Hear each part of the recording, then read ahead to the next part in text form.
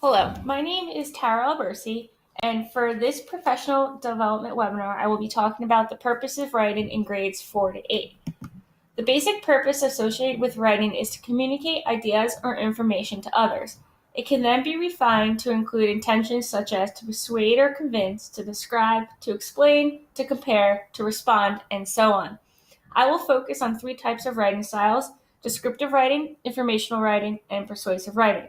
For each type of writing, I will go over the framework of each style, how it can be used across the curriculum, and some strategies and activities teachers can use in their classrooms.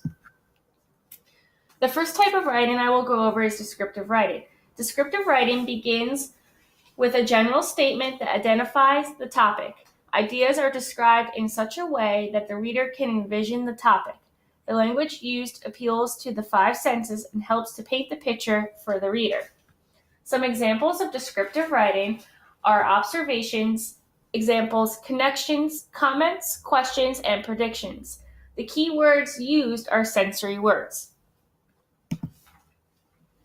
Descriptive writing can be used across the curriculum in the classroom. For example, in social studies, a possible topic for writing descriptive text could include a period of history, like life during the Depression, or a specific place, like the Sahara Desert. In science, they could include a nearby ecosystem, like a pond, or the appearance of a plant or animal cell. Descriptive writing in health class would include an example of bullying or an example of racism. And for math, various geometric shapes or information shown on a graph could all be topics for writing descriptive pieces. The first step to producing writing that is descriptive is keen observation. Communicating what is observed requires the careful selection of words that will help create a picture in the reader's mind. To help students with this key scientific process of observation, teachers can begin with a relatively small area or object to observe. Students will be able to really focus on details. Most students' initial responses will focus more on the obvious characteristics like size, color, the number, quantity, shape, and the location or position. And that's what you see right here is their first initial response. Okay, then teachers can and should provide students with some more complex criteria for observations, such as texture, smells, sounds, background, surroundings, point of view, perspective, movement, and mood. This second round of observation is intended to push the student deeper into their study. To the right, what you see after their initial response is a student example of how the teacher helped the student deepen their observation by adding 2 or 3 details and then changing the order of the parts.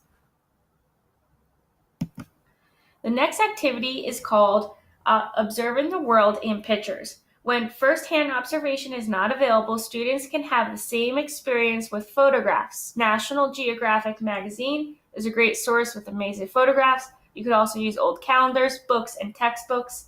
Okay, and how this activity works is a teacher selects a photo. Okay, it's good to have at least one person in this photo. The teacher needs to make sure that every student has access to this photograph. So if that means making photocopies, using a transparency, or choosing something within the textbook, then ask the students to look at the photo and to make a list of 10 nouns they see in the picture. Each student will then write 10 short sentences using the noun. After that, the student will then combine the 10 sentences to make 5 longer sentences. And then after that, they write a short dialogue between characters in the photo or a monologue of a character's inner thoughts if there's only one person in the photo. Finally, the student combines his or her 5 sentences and the dialogue, reviews what he or she has written, and rearranges and makes any adjustments to the writing to make a seamless piece of text that describes the photo and that moment of history.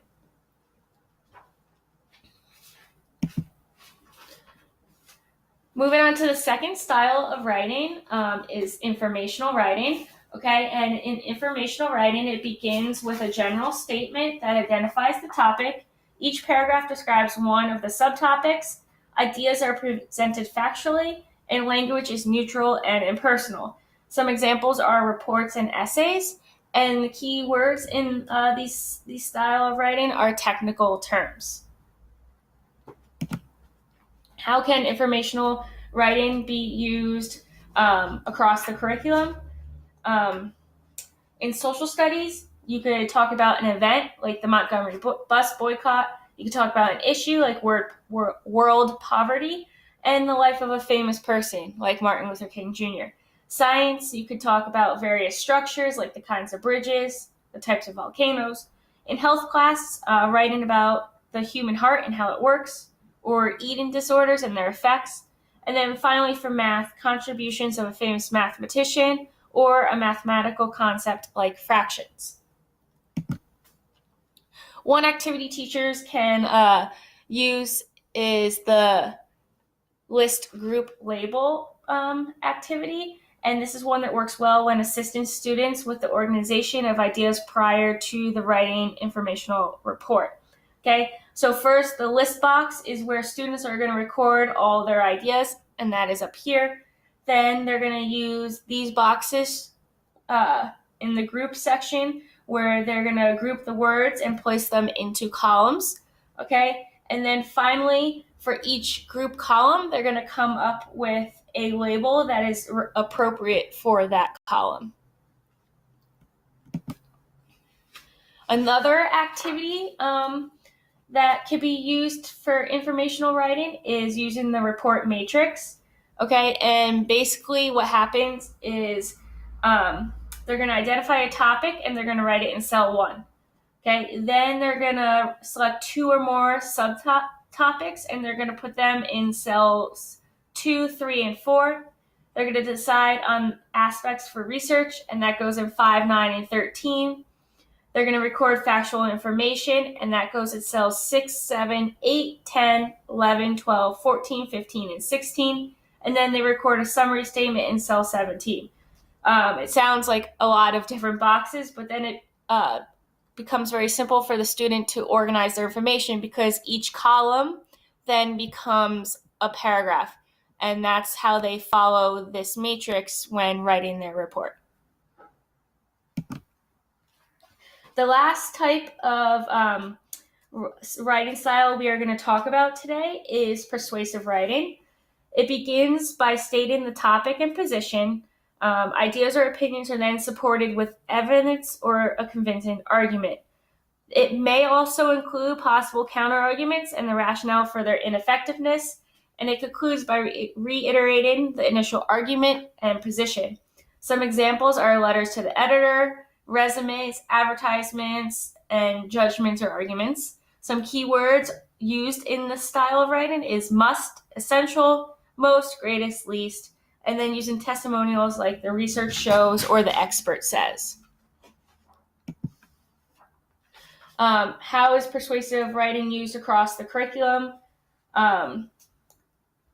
First, in social studies, possible topics could be personal responsibility and human rights. In science, okay, we have genetically modified foods or the burning of fossil fuels and sources of energy. For health class, you might talk about smoking laws or same-sex marriage laws.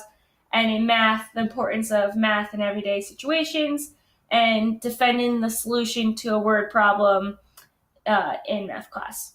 Okay, one of the best ways to help students write persuasive text is to provide them with models, so you can find persuasive text easily in newspapers and magazines and show that to your students. One activity that can be used is the argument evidence source, and this assists students with locating and using evidence to support arguments in their persuasive writing. So the template that you see here is pretty simple. It helps outline to help the student remember that each argument must be supported with evidence. So whatever argument they put here, they need to put their evidence here. And then once they find the evidence to support that argument, they put where they found that evidence and the source.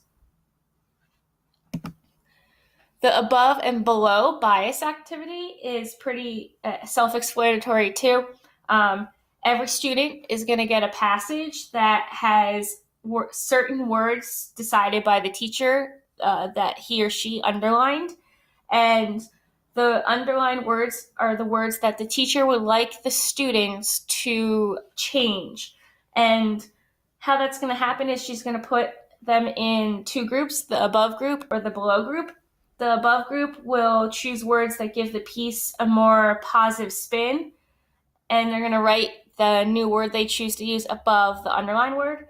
And then the below group is to choose words that have more negative connotation, and they're going to record those new words below the underlined word.